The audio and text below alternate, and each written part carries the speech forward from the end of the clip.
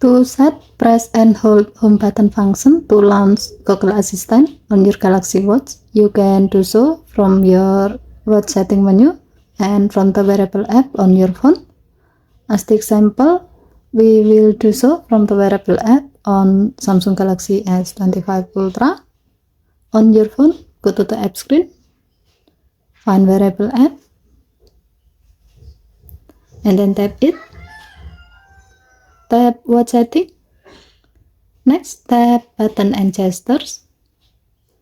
Under home button section, tap press and hold, and then select assistant. With this setting, you can quickly access to voice command right from your wrist.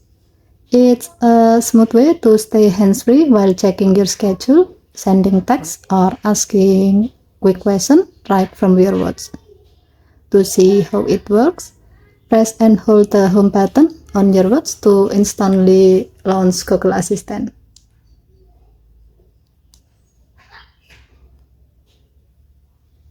Okay, thank you for watching. Please have to like and subscribe.